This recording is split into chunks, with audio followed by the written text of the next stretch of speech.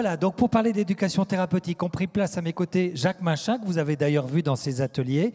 Vous avez 76 ans et demi, vous avez appris que vous étiez atteint de la maladie d'Alzheimer il y a 2 ans. À vos côtés, le docteur Pascaline Cassagno, vous êtes praticien hospitalier, gériatre au Centre Mémoire, Ressources et Recherches au CHU de Lille.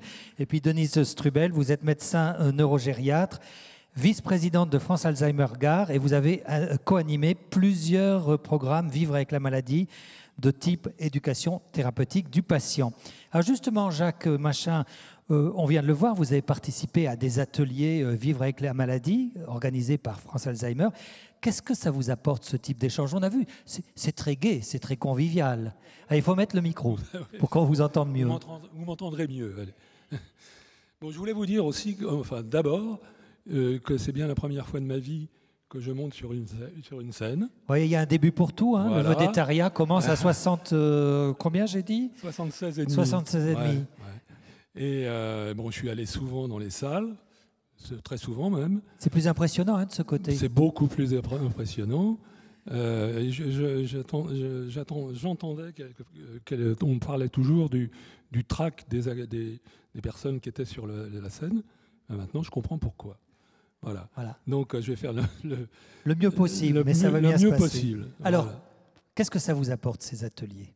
Ça nous apporte déjà d'être ensemble, de pouvoir parler. Alors, il y a une psy qui est là et qui prend des thèmes. Alors, les vacances, quels étaient vos métiers, quand avez-vous appris que vous étiez malade, etc. etc. Donc, nous répondons tout ce qu'on peut. Et puis, même, on parle entre nous. Et franchement, moi et les autres aussi, on est très contents de nous retrouver et de pouvoir parler ensemble. Le fait d'être ensemble entre malades, c'est important, entre personnes malades. Oui, tout à fait, oui, on est bien contents de se retrouver, absolument. Parce que vous vous comprenez bien dans ce que vous vous dites ensemble? Oui, bien sûr. On sait ce qu'on a nous-mêmes et les autres personnes, c'est la même chose. Donc on s'entend, effectivement. Alors je reviendrai vers vous plusieurs fois autour de cette table ronde. Pascaline Cassagno, je voudrais qu'on parle avec vous de ce que vous faites au CHU de Lille, puisque vous avez élaboré le premier programme d'éducation thérapeutique pour des patients qui sont atteints de la maladie d'Alzheimer. Ce sont des groupes de 5 à 8 patients qui participent à des ateliers. Sur quels critères est-ce que vous sélectionnez les patients ? Alors, je suis ravie de revenir. Je suis venue il y a 2 ans et vous n'avez pas le trac? Non, ça va aller.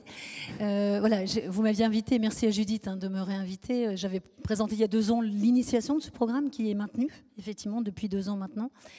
Donc, effectivement, c'est un programme qui a été mis en place il y a 2 ans, qui prend des patients à des stades débutants. On a évoqué tout à l'heure donc, ce qu'on appelle les stades prodromaux au début de la maladie.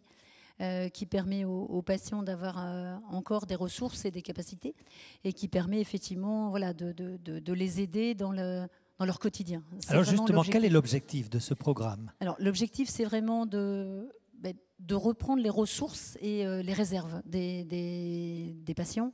Se dire que même s'il y a la maladie, même s'il y a les troubles, il y a encore beaucoup de capacités préservées. Et c'est de les mobiliser surtout. De leur refaire prendre confiance dans leurs capacités, et je pense que c'est vraiment quelque chose qui est important, de leur faire prendre confiance en eux, parce qu'ils peuvent être beaucoup perturbés par les troubles et par le retentissement de ces troubles au quotidien, de par leur vécu propre, mais aussi le vécu de l'entourage. Donc c'est vraiment travailler l'estime de soi, travailler le développement de compétences, même si effectivement quelquefois la barre est un peu haute. Mais c'est un partage, et M. Michelin le disait, c'est vraiment un partage d'expérience énorme entre les patients. Parce qu'on ne prend que les patients, effectivement. Dans le programme, ne sont proposés qu'aux patients. Denise Strubel, une question se pose. À quel moment de la maladie, à quelle étape de la maladie est-il idéal de démarrer un programme de TP ? Alors, à mon sens, la condition première, c'est que la personne soit informée de son diagnostic, soit volontaire, motivée pour prendre les choses en main concernant sa maladie. Donc, pour moi, le moment idéal, c'est vraiment dans les semaines qui suivent l'annonce du diagnostic. ce moment, on sait que c'est un traumatisme, un tsunami, où la personne ou sa famille peuvent avoir l'impression que le monde s'écroule. Et quand on peut proposer quelque chose de constructif à ce moment-là, c'est sûrement un moment idéal. Et très peu de personnes à qui ce programme a été proposé le refusent à ce moment-là. Et c'est une main tendue pour un travail, un engagement personnel constructif. Alors pour faire ce programme, tout démarre, si j'ose dire, chez vous à Lille, par un entretien individuel pour faire un bilan. Quel est le but de cette première prise de contact qui est un petit peu, oui, l'état des lieux, si j'ose dire? Tout à fait. On fait ce qu'on appelle le bilan éducatif initial. On sera amené à faire à la fin du programme un bilan éducatif final. Alors c'est un entretien véritablement en individuel où la posture de la personne qui reçoit est vraiment dans l'écoute. On n'est pas dans une posture éducative au sens où on diffuse quelque chose. On est vraiment dans la réception des attentes et des besoins. C'est ce qu'on a exprimé ce matin.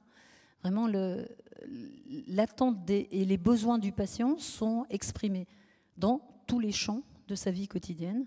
Donc effectivement, dans son activité de cuisine, dans son activité de loisirs, dans son activité de relation avec ses proches, avec la société, le regard de la société. Donc c'est un bilan qui dure 1 heure, qui est en individuel avec le patient. Et dans un deuxième temps, bien évidemment, on prend l'aidant, l'accompagnant, pour lui expliquer les objectifs du programme, les thématiques du programme, et de l'initier aussi à cet accompagnement en parallèle du programme, parce que le patient sera effectivement seul dans les ateliers. On lui remet à la fin aussi de chaque atelier un feuillet, une fiche qui sera diffusée a priori avec la famille, échangée, mais on aura l'occasion probablement d'en parler, effectivement sur l'évolution du programme depuis 2 ans. Mais voilà, ce bilan permet de changer la posture du personnel en particulier qui reçoit, parce qu'on n'est plus dans la diffusion. C'est vraiment important, j'insiste, parce que c'est une posture qui n'est pas commune au monde un peu des soignants. On est surtout dans la diffusion de quelque chose. Et là, on est à l'écoute de leurs besoins, de leurs attentes. C'est qu'est-ce qui est important pour eux? Quelles sont leurs priorités? Alors, ce qui est d'intéressant et d'important à dire, c'est que c'est un véritable engagement, parce que ce programme de TP, c'est quand même 8 ateliers. Ça veut dire qu'on s'engage pour une certaine durée et avec une certaine constance. Quelles sont un peu les grandes thématiques de ces ateliers? Alors, ça reprend effectivement des activités de vie quotidienne. On va commencer par un peu... Alors, il y a 3 grands schèmes, on va dire. Le bien-être psychologique, le bien-être physique et le quotidien. Donc le bien-être physique, on va travailler l'estime de soi, la relation avec ses proches, le regard de la société. On va travailler de la cuisine, on va refaire de la cuisine avec les patients, les hommes aussi s'y remettent ou s'y mettent. De l'activité physique, donc on est vraiment dans une dimension très globale. Trucs et astuces pour le quotidien et un partage d'expériences énorme entre les patients. Plaisir partagé où on est dans les activités de loisirs et on est dans cette dimension vraiment tout à fait globale, pas uniquement thématique. Et ces thématiques-là ont été au départ travaillées, et Judith a travaillé aussi dans le programme initial avec nous. Ça part du besoin des gens, c'est-à-dire ce que les patients nous ont dit au départ, c'est dans ce bilan éducatif, je reviens juste un instant, je veux garder mon autonomie, je veux rester comme je suis. Pour l'instant, je veux rester comme je suis. Ça va, je veux rester, si je peux rester comme ça sera déjà bien. Donc on met une barre qui n'est pas forcément très très haute, déjà de garder ce qu'ils ont, et de garder leurs compétences, c'est déjà quelque chose d'important. Donc il y a effectivement les 8 ateliers qui sont, on l'a choisi comme ça, obligatoire, mais on n'a aucun perdu de vue sur les 8 ateliers. Denis Strubel, un patient peut craindre de participer à un programme de TP parce que peut-être qu'il a peur de ne pas être à la hauteur. Qu'est-ce que ça vous inspire? Et on peut comprendre cette crainte? Absolument, parce que la personne malade à qui on vient de faire le diagnostic a subi des tests, souvent pendant quelques années avec des bilans répétés. Donc, il est dans la crainte de ça. La première chose à dire, et c'est notamment expliqué au moment du bilan éducatif initial, c'est qu'on ne demande à la personne aucune performance. on va lui demander ses attentes, ses besoins, ses difficultés au quotidien, et on va construire quelque chose avec les autres participants pour mettre au point des stratégies. Donc il ne lui est pas demandé de performance, il lui est demandé d'exprimer ses ressentis, ses besoins, et on est étonné à quel point la parole se libère. La parole se libère, et avec beaucoup d'affect, souvent, on l'a vu dans la petite séquence du film, et cette parole, elle permet après de rebondir. Est-ce qu'on a pu mesurer les impacts de l'ETP sur le plan cognitif ou sur le plan émotionnel ? Alors effectivement, il y a deux versants d'impact de ces programmes. Enfin, je parle des programmes de type éducation thérapeutique de France Alzheimer que je pratique depuis 1 an et demi. L'impact cognitif, c'est la prise de conscience par la personne de ses capacités restantes. On a tellement l'habitude, quand on est au contact du milieu diagnostique, de faire le décompte de ce qui est perdu. Là, on va au contraire souligner tout ce qui reste comme compétences, et à partir de là, faire des projets de vie, continuer à exprimer des envies. Dans plusieurs groupes, j'ai été étonnée que certaines personnes, c'était des hommes en l'occurrence, alors c'était comme ça, avaient développé des compétences dans l'utilisation des outils numériques, et qu'ils étaient en capacité de l'expliquer aux autres participants, toutes les ressources à partir d'un portable, avec des petits programmes qui leur permettaient de s'en sortir dans la vie de tous les jours avec une certaine aisance. Et d'un point de vue émotionnel ? Et d'un point de vue émotionnel, l'impact principal, c'est le gain en estime de soi. Par la même prise de conscience, le gain en estime de soi, et cette parole qui se libère, qui permet aussi de décharger, qui libère des affects, hein.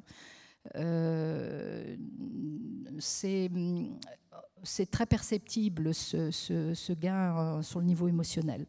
L'angoisse diminue, l'angoisse de l'avenir. Et quand on peut parler de l'avenir, même si cet avenir comporte certaines pertes, la façon dont c'est abordé dans ces groupes réduit l'angoisse. Alors, en tout cas, pour Jacques Machin, qui dit qu'il est très angoissé, je vais vous demander de reprendre le micro, Jacques Machin. Vous m'aviez caché que vous me faisiez concurrence. Parce que moi, Pourquoi ? Je suis un homme de radio, j'ai fait de la radio pendant 35 ans, et vous participez à une web radio chez France Alzheimer, avec un très joli titre d'ailleurs, La Bande à part. La Bande à part, ça se passe comment, cette émission mensuelle qu'on peut retrouver sur Internet ? Tout à fait, oui. On fait ça une fois par mois. Hein. Nous sommes 4. Et puis il y a Valérie qui s'occupe de tout ça. Et puis elle nous fait à chaque fois un thème. On parle cinéma, par exemple, du dernier film qu'on a vu. Le dernier film, c'est qu'on parle du film qui nous a le plus possible. Et chacun a dit des films différents. Bon, il faut qu'on dise quelle est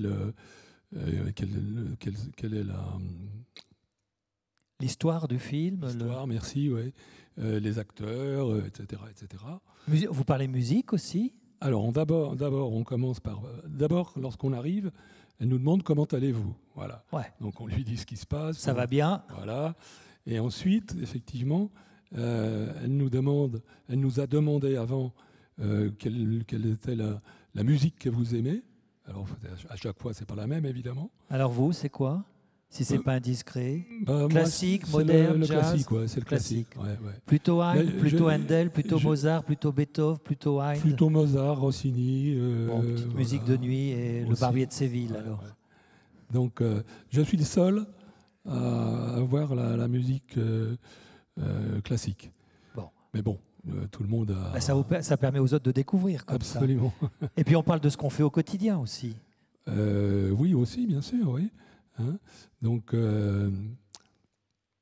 voilà, elle nous demande, on discute, on rigole ensemble.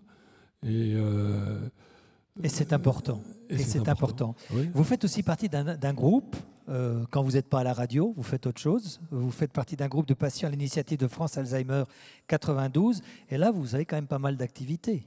Oui, on a pas mal d'activités. On va au musée une fois par mois. On va en ce moment, on va au musée d'Orsay. Auparavant, on était au musée je ne me rappelle plus. Musée du Louvre, musée d'Orangine, non Orange. Oh, ouais, enfin. À l'Orangerie. Aidez-moi. Orangerie, voilà, merci. À l'Orangerie. Voilà. Et donc, en plus, lorsqu'on y va, on a un guide avec nous. Et encore en plus, on est les seuls dans le musée parce qu'en fait, on y va le lundi. Ouais, c'est sympa. Voilà, on a super. les tableaux pour soi. Absolument. Hein, et bon, il y a ça. Vous faites des promenades aussi? Voilà, on fait des promenades. On est allé au château de Royer-Malmaison. On est allé à la porte de la Villette, à Toutankhamon. Et puis on va en parler dans la table ronde suivante, mais vous faites aussi du ping-pong. On fait aussi du ping-pong. Ouais. Et on va voir dans la table suivante que c'est très important pour la maladie, pour l'équilibre, pour les gestes. J'ai vu ça sur Internet, apparemment. Le ping-pong, c'est très bon pour tout. Nous, bon. ce qui nous intéresse, c'est d'abord le cerveau. Mais bon, pourquoi pas pour le reste. Oui, donc, ça aide à faire comme ça pour les gestes. Oui, tout à fait, bien sûr. Ouais. Hein, et puis, donc, on y va le mardi à partir de 13h30 jusqu'à 15h30. Et puis, il y en a aussi qui viennent le vendredi. Voilà. Donc vie bien remplie, hein, quand même. Pardon ? Vie bien remplie. Bah oui, bien sûr. Hein ? Heureusement d'ailleurs. Je vais revenir vers vous dans une seconde, mais peut-être Pascal Cassagno, j'aimerais, vous avez indiqué au début de cette table ronde qu'aujourd'hui le TP c'était les patients, mais vous avez des ateliers en parallèle pour les aidants qui ne sont pas faits par vous, qui sont faits par une autre structure, mais je dirais sur les mêmes thèmes et au même moment que quand vous avez les patients avec vous. Alors oui, dans le cadre de l'accompagnement comme ça, du montage du projet, en fait, l'expérience m'a montré que l'aidant est primordial, bien évidemment, et c'est le pilier d'accompagnement. Et ce qui m'a incité effectivement à changer un peu le mode, on va dire opératoire, en tout cas la stratégie, était un exemple que j'ai vécu, une patiente qui faisait de la cuisine et qui voulait reprendre cette activité de cuisine, et c'était son objectif. Dans le cadre de ce bilan éducatif, c'était son objectif. Elle s'était fixé l'objectif de j'aimerais bien refaire de la cuisine, j'aimais bien cuisiner. Et là, mon mari a pris un peu la place et j'aimerais vraiment. Et donc, dans ce programme, il y avait un atelier cuisine. Et elle s'est hyper investie, on l'a vu, vraiment beaucoup de plaisir, et elle reprenait confiance en elle, et elle a même aidé les autres participants. Voilà. Et donc le programme se passe, c'est ce bilan éducatif final où du coup je reprends la patiente et je lui dis alors ça s'est bien passé, oui. Et je reprends son mari, donc en ce bilan final, et donc je dis voilà le programme vous a apporté, et donc la place de votre femme dans la cuisine. Et la grosse déception, c'est ah non docteur, non, elle n'a pas repris sa place, non c'est moi qui fais, ça va beaucoup plus vite. Et là, j'ai senti qu'effectivement, tout l'investissement que j'avais pu avoir, que toute l'équipe avait eu auprès de cette patiente, avait été mis un petit peu à défaut parce que, effectivement, il est beaucoup plus facile. L'accompagnement par les dents, quelquefois, prend la place et on peut l'entendre. Je l'entends parfaitement. De ce fait, on a créé, depuis le programme là qui vient juste de se terminer, un accompagnement exactement parallèle, effectivement, de toutes les thématiques, c'est-à-dire c'est en miroir. L'estime de soi, ça va être garder l'estime de soi de votre proche, votre estime de soi, les richesses intérieures, le rapport, la communication avec le patient. Donc tout est fait en parallèle, un programme en parallèle. Je ne change pas le programme pour les patients, mais en parallèle, effectivement, avec la plateforme de Répit de Lille, qui est une structure.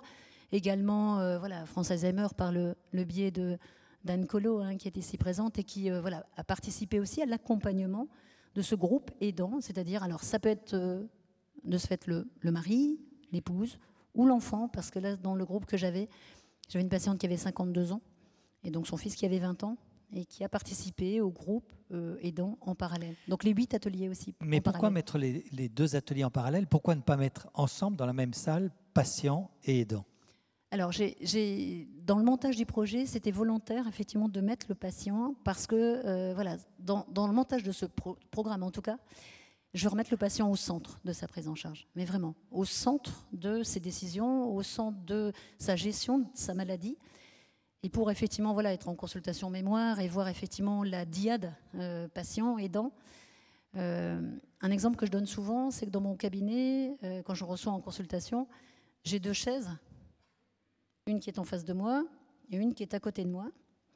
Et quand je reçois les patients pour la première fois, j'ai l'aidant qui s'assied en face de moi. Donc, c'est juste pour vous expliquer qu'effectivement, dans cette dynamique-là, ce que je fais, c'est faire changer la place de l'aidant. C'est pas que je ne le mets pas, voilà, je l'écoute, bien évidemment, mais c'est le patient qui va rester toujours au centre de la prise en charge et sa parole restera toujours prioritaire. Donc, effectivement, de mettre en binôme pendant les ateliers patients aidants, je l'ai fait à une séance. Le discours est beaucoup moins libre, beaucoup moins, la parole est moins spontanée, parce que effectivement entre pairs PAIRS, les gens se retrouvent, vous le disiez tout à l'heure, entre patients, ils ont les mêmes vécus, ils ont les mêmes choses, ils se sentent écoutés, mais vivant la même chose, ils sont supportés, ils se supportent, mais au sens positif du terme. Donc effectivement, la séance collective que j'ai quand même fait dans ce programme-là, moi qui suis en fil rouge dans tous les ateliers, c'est-à-dire je n'anime pas tous les ateliers, mais je consulte, je vois bien que la parole des patients n'a pas été la même quand l'aidant était à côté, alors que la séance était... Elle est davantage libre. Oui, vous voyez, donc c'est vrai que... Et je les ai retrouvés effectivement en individuel après, uniquement les patients. Ils ont aimé être avec leurs aidants, mais ils aimaient se retrouver ensemble. Donc ça, c'est vraiment quelque chose qui est important pour eux, je pense. Denise Trubel, je voudrais qu'on revienne sur le programme Vivre avec la maladie, qui cette fois est fait par l'Association France Alzheimer. Est-ce que vous voyez ou est-ce que vous repérez à la fin de ce programme que le patient change un peu le regard sur sa maladie? Ça a un vrai impact? Indiscutablement. Je pense qu'il a... D'abord, il regarde sa maladie plus en face. Et il ne va plus la cacher, il va l'affronter. Il sait qu'il peut s'appuyer sur ses ressources personnelles et sur des ressources de son entourage. Donc, il est consolidé dans son estime de soi. Donc, indiscutablement, le regard change. Surtout que le programme se déroule dans une ambiance conviviale, avec beaucoup de tolérance entre les personnes elles-mêmes et des rires. Quand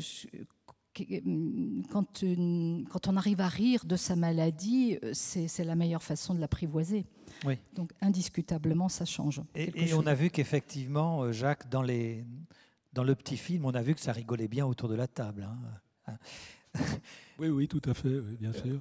Vous m'avez dit, je voudrais expliquer comment je fais pour vivre seul chez moi, parce que c'est important, je veux faire vraiment expliquer les difficultés auxquelles j'ai à faire et puis comment je réussis à surmonter tout ça. Je vais vous dire ça, oui. Simplement, j'ai oublié de dire quelque chose tout à l'heure en ce qui concerne l'émission de radio. Donc, vous pouvez l'écouter en allant sur le site de France Alzheimer et il y a la web radio. Voilà. En fait, c'est pas vous pouvez, c'est vous devez. Voilà. Donc il faut aller. Vous êtes sur le site, vous cliquez sur radio et ensuite cliquez sur émission et vous aurez toutes celles qu'on a fait depuis. Plus d'un an maintenant. Voilà, mais vous ne cliquez pas tous les jours, parce qu'elle est mensuelle, l'émission. Une seule fois par mois. Une seule fois par mois. Enfin, si vous voulez le faire plusieurs fois, faites-le. Ouais. C'est une fois par mois. Oui. Non, mais c'est intéressant parce que ça donne aussi des critiques de films, donc les films récents que vous avez vus bien récemment. Sûr, tout à fait, ouais. Bon, alors, pour vivre tout seul chez vous? Eh bien, quand je suis tout seul chez moi, enfin, c'est pas quand je suis tout seul chez moi, je suis tout seul chez moi. Je me débrouille, il faut bien. Donc, je fais mes courses. Alors, je mange pas souvent le midi chez moi parce que je suis pas doué du tout pour la cuisine. Ah, donc vous avez raté l'exercice. Là, oui, je suis désolé, mais il est un peu tard maintenant. Hein. Non, donc, il n'est jamais tard pour être un cuisinier. Voilà. Donc, je vais beaucoup au restaurant, pas trop loin de chez moi, enfin plusieurs restaurants d'ailleurs, pas en même temps. Hein. Et quelquefois, j'achète des trucs déjà faits au boucher. Des plats que vous mettez au micro-ondes. Voilà, tout à fait. Mais je vais quand même beaucoup plus souvent au restaurant quand même. Et pour les linges, pour le ménage, comment vous faites ? Alors, justement, j'allais vous le dire. Alors déjà, le soir, je mange très peu. Un jambon, une soupe, fromage, une soupe, la salade aussi. Enfin voilà, je me débrouille. Bon, pour ce qui concerne le linge et ménage. Laver le linge, c'est pareil, je me débrouille. Hein, j'étais pas très doué non plus. Vous faites à la main ou vous laissez la machine faire ? Non, la machine quand même. Non, faut pas exagérer. Ah non, on pourrait. Voilà. Mais j'ai une femme qui vient 2 fois par semaine, une femme de ménage, et puis elle repasse. Moi, je ne sais pas repasser. J'avais appris à repasser quand j'étais à l'armée, voilà, mais j'ai complètement oublié. Non, mais attendez, moi j'ai essayé aussi, mais comme je faisais plus de plis, j'ai redonné la chemise à ma femme maintenant. Donc je donne tout ça à ma femme de ménage. Dites, dans la journée, c'est quoi ? C'est des jeux, c'est la télé ? Alors dans la journée, je fais 1 heure par jour. J'ai des bouquins d'orthophonistes, et pendant 1 heure, je fais des exercices. Des exercices. Ensuite, je fais aussi des mots croisés. J'adorais les mots croisés. Maintenant, j'aime moins parce que c'est plus difficile pour moi. Hein. C'est-à-dire avant, quand je faisais une grille, je mettais 1 heure. Maintenant, j'en fais 3 heures et encore pas terminé. Vous êtes lancé sur le sudoku ou pas ? Alors justement, j'allais le dire aussi. J'adore les sudoku. Avec le métier que je faisais. Qui était, rappelez-le. Expert comptable. Ah oui, vous connaissez les chiffres. Donc les chiffres, j'adore ça.